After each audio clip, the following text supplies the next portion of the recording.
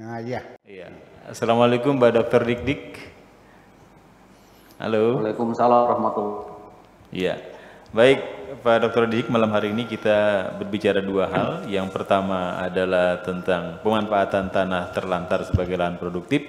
Yang kedua adalah sebuah judul gelombang kita dengan judul jembatan. Silakan Pak Dik untuk beberapa hal yang mau disampaikan. Selamat malam Pak Kar, Gunjang Wangi, Buya. Sama-sama. Selamat malam Pak Badi, Kang Tato, dan pembaca puisi tadi. Sekarsari. Sampai jumpa. Dari puisi yang dibacakan tadi, Buya, saya ada mencatat 11 pesan moral yang menjadi bahan renungan saya, dan karena Buya juga tadi yang membuat Buya merasa berhasil ketika orang mulai berpikir, maka nanti yang 11 ini mau saya jadikan renungan dan mungkin jadikan bahan diskusi di bagang aja ketika mancing nanti Buya. Iya. Pada kesempatan ini saya ingin ya bukan menanggapi, barangkali bukan kelasnya, saya menanggapi apa yang disampaikan oleh Prof. Hadi tadi, masalah tanah terlantar. Sebetulnya apa yang disampaikan Prof. Hadi ini bagi saya memberikan satu mimpi indah dan sekaligus menyadarkan bahwa demikian dahsyatnya sebetulnya manakala lahan-lahan itu dimanfaatkan secara efektif dan efisien, dan bahkan barangkali kalau dikaitkan dengan tadi Buya, kalau surat, kalau tidak salah di Al-Isra 27 atau 17 itu. Iya, iya. Sebetulnya kan menuai pahala untuk itu, bila tidak menterlantarkan. Tapi di antara mimpi indah ini, maaf Prof, saya ini petani sekarang nih. Melihat realita itu menyadarkan saya kepada sebetulnya bicara masalah lahan ini, ya terus terang aja, terlampau banyak masalah-masalah yang justru sebetulnya kalau boleh dikatakan bidang garapan pembangunan yang berkelanjutan tadi dengan 17 poin itu sebetulnya yang paling gagal ya bidang itu atau departemen itu. Di mana bagi kami sebagai petani itu selalu lebih besar pasak dari tiak. Kenapa saya katakan? Saya ini udah hampir 7 tahun menjadi petani sekarang, tidak ada satu orang pun yang berani mengatakan bahwa tanaman kopi saya gagal, tanaman kol ubi saya gagal, tidak ada yang mengatakan. Bahwa semua yang saya tanam itu berhasil dengan baik, bisa dipetik hasilnya dengan baik. Tapi kalau bertanya berapa hasil yang didapat, dijadikan uang dengan berapa hasil yang dikeluarkan untuk mengelola itu masih jauh lebih besar kos yang dikeluarkan. Itu realitas sekarang di lapangan, itu Prof. Ternyata permasalahannya ternyata di tenaga manusia. Dulu kakek saya mengelola lahan itu merasa tidak pernah pola kehabisan uang, karena dulu ongkos orang bertani itu laki-laki dengan 1 gantang beras, 2 kali makan, 1 rokok, di ladang itu laki-laki udah 100.000, perempuan 50.000. Kalau dikalikan untuk beras atau padi berapa kilo, jadi sangat tidak memadai. Entah kapan bisa memperbaiki. Jadi kalau hasil kopi kami dalam 1 tahun hanya mencapai 20 atau 30 juta dari sekian yang bisa dipanen itu, tapi sebetulnya itu hanya cukup buat bayar kuli untuk 2 atau 3 bulan aja. Tapi biarlah lupakan itu, karena untuk menelusurinya juga masih terlampau banyak variabel yang harus menjadi atensi atau menjadi bidang kajian masalah kegagalan petani kita, sehingga kita selalu tidak berdaulat dengan pangan. Cuma saya tertarik dengan apa yang disampaikan Buya tadi, bahwa ketika menterlantarkan pemberian Tuhan itu, pemberian Allah itu, menjadi saudaranya setan, Buya. Tanya, apakah yang mengurus dan memberi, membuat masalah-masalah yang setelah urus atas pemberian Tuhan itu, apanya setan? Jadi apakah saudara, apa tetangga, apanya setan? Itu yang saya ingin tanyakan ke Buya. Dan kalau ada, mohon juga dalilnya. Kenapa? Terus terang aja, kami itu 34 tahun menggeluti pekerjaan yang dihadapkan pada pemadam kebakaran atas kata yang tidak berkesudahan. Terus ketika sampai pertumpahan darah, contoh kasus Cinta Manis, kasus Mesuji, itu kebetulan saya ketika itu sedang menjabat di sana sebagai penanggung jawab. Kita selalu dengan sombong mengatakan negara kita negara hukum, selesaikannya dengan hukum. Padahal itu sendiri tidak mampu ngomong kok selesaikan dengan hukum tuh. Dan pengalaman saya 30 tahun menyelesaikan sengketa tanah, tidak pernah ada yang bisa diselesaikan dengan hukum. Semuanya hanya bisa dengan win-win solution, kalaupun ada, kalau masing-masing rela. Tapi kalau sama-sama bertahan, lebih bagus menumpahkan darah. Karena apa? Salah urus dari para pejabat-pejabat belasan atau puluhan tahun yang lalu. Contoh dalam memberikan batas-batas tanah yang tidak akurat, tidak menggunakan koordinat.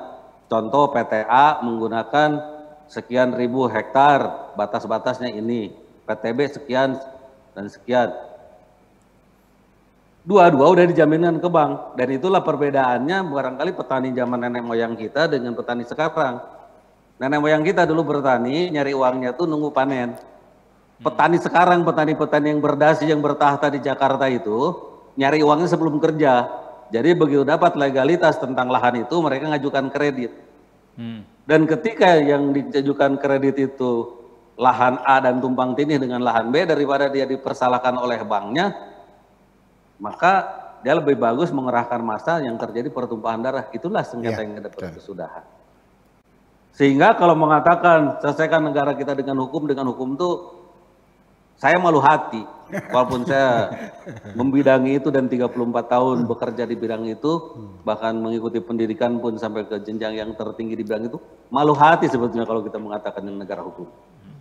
Jadi barangkali itu aja yang ingin saya tanyakan sama Buya, sekaligus gambaran mimpi buruk tentang lahan itu, karena kita sebetulnya euforia Undang-Undang Agrariat nomor 6 tahun 60 itu yang menghapus agraris sewet, di mana agraris sewet dulu agraris sewet itu 70 tahun orang bisa mengelola lahan dengan tenang tanpa pemberian embel-embel hak dan sebagainya. Tetapi begitu Undang-Undang Agraria berlaku, ada hak milik, hak guna pakai, hak guna usaha, hak guna bagi hasil, hak dan lain-lainnya, justru memberi sumber pertumpahan darah. Apalagi kalau diberikan kepada departemen-departemen kepemilikan itu. Padahal departemen-departemen itu kan akan berubah sesuai dengan kebijakan politik. Contoh, satu lahan misalkan dulu dikasihkan ke Departemen Hankam, ketika polisi berada di bawah Hankam. Ketika dibangun di situ fasilitas polisi, dan sekarang polisi sudah tidak di Departemen Hankam, ada lahan di situ yang kebetulan produktif, ditanamin karet, di mana hasil sadap karetnya harus masuk PNBP, penerimaan negara bukan pajak. Untung aja nggak pakai berantem tuh kalau antara polisi dengan Departemen Hankam. Ini masuk PNBP Hankam, masuk PNBP polisi. Karena besok lusa juga sekarang kalau dikasihkan ke Departemen A, misalkan besok lusa dipecat departemennya itu. Nah, ini kan salah-salah urus dari para penguasa yang bertahta. Jadi saya mau tanya lagi kembali, itu hukumnya apa gitu? Itu aja Bu ya. Terima kasih. Assalamualaikum warahmatullahi wabarakatuh. Waalaikumsalam warahmatullahi wabarakatuh. Dua hal yang ditanyakan harus saya garis bawah ya, disampaikan oleh Pak Dik-Dik adalah yang pertama bahwa sesungguhnya kebanyakan orang-orang itu bertanam itu tidak ada yang gagal, tetapi justru pada hasilnya ketika dihitung hasil dengan hasil tanam ternyata itu berlawanan. Itu yang kemudian disebut dengan gagalnya dari situ. Nah, kalau tadi Bu Jo juga tadi menjelaskan bahwa orang yang terlantarkan tanah itu adalah ya orang memubazirkan itu saudaranya setan. Lalu orang yang mempersulit pengurusan itu apanya setan gitu. Silakan Bu ya. Begini Pak Dr. Didik, saya percaya ya, karena Pak Didik pernah sebagai pelaku langsung lah di lapangan, melihat dari dekat, bahkan juga melihat dari dalam lah. Seorang Kapolda, mantan Kapolda yang pernah 2 kali jadi Kapolda kan, kan sukses besar. Pasti mengetahui suka dukanya, pasti merasakannya sendiri. Ya, memang seperti itu. Sehingga lalu siapa yang jadi temannya setan, saudaranya setan? Apakah yang punya otoritas atau petani dan sebagainya? Begini dalam kaidah Islam tidak ada namanya dosa kolektif. Dosa itu individual. Ya. Nggak ada lembaga itu berdosa. Nggak ada negara masuk neraka. Nggak ada kepolisian masuk neraka, nggak ada. Ya kan, pesantren masuk nggak ada, yang masuk ya kiainya kan gitu. Ya, jadi dosa-dosa individual kolektif. Nah, kemudian di dalam nanti dalam pengadilan dari beberapa gambaran-gambaran bagaimana proses pengadilan terjadi di hari kemudian dari beberapa hadis yang saya lihat, semuanya itu adalah dosa individu.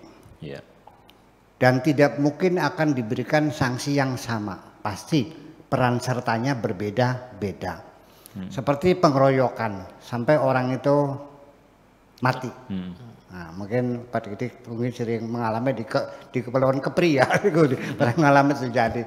Bagaimana? Tentunya kan akan dilihat masing-masing perannya apa. Kamu apa yang kau lakukan? Saya hanya ngelempar dengan batu. Sebesar apa batunya? Sebesar gini. Apa yang terjadi? Jidatnya berdarah.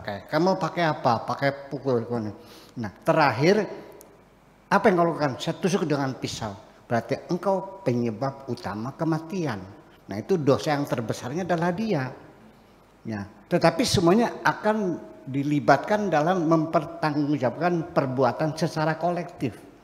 Sekalipun nanti dosanya tidak kolektif.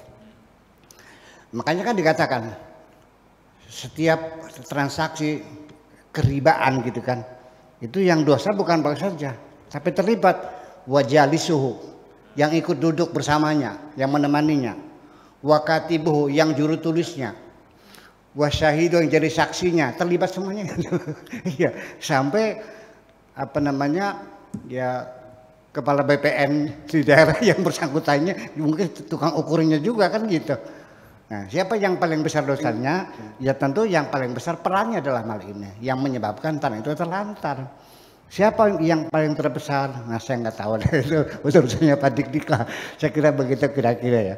Kemudian persoalan cost of products, memang kita akan melebar sedikit jawabannya. Ini bukan pertanyaan saja. Kenapa itu janji-janji dunia, negara-negara kaya, negara besar, negara industri. Dari dulu, dari sejak tahun, kalau nggak salah tahun 80-an ya, istilah transfer teknologi itu. Saya nggak percaya kok. Mana mungkin negara besar transfer teknologi, nanti kita menjadi pesaingnya, nggak mungkin. Sehingga yang terjadi apa? Yang ditransfer itu adalah teknologi yang jadul. Ya. Nah, ya kenapa demikian? Investasi masuk, tapi coba cermati di sektor apa investasi dari luar dimanfaatkan di negeri kita ini. Di sektor-sektor yang cepat menguntungkan, yang kira-kira pulang pokoknya cepat, pariwisata, perdagangan, industri dan sebagainya. Dua hal yang nantinya apa namanya transfer teknologi membantu ekonomi. Kalau ya betul-betul negara kaya itu ingin membantu kami, tolong bantu tulang punggung ekonomi. Tulang punggung ekonomi itu pendidikan dan pertanian. Nah, terkadang sendiri kita ketika kita amprah ke bank pinjaman untuk pertanian dan pendidikan ini agak sulit. Yang cepat itu perdagangan, cepat sih. Nah sehingga jadi apakah bank juga berpikir masalah profit oriented ataukah pelayanan umat? Saya nggak tahu itu bagaimana. Ya kan begitu. Sebab kalau pendidikan itu pulang pokoknya 20 tahun Pak Didik.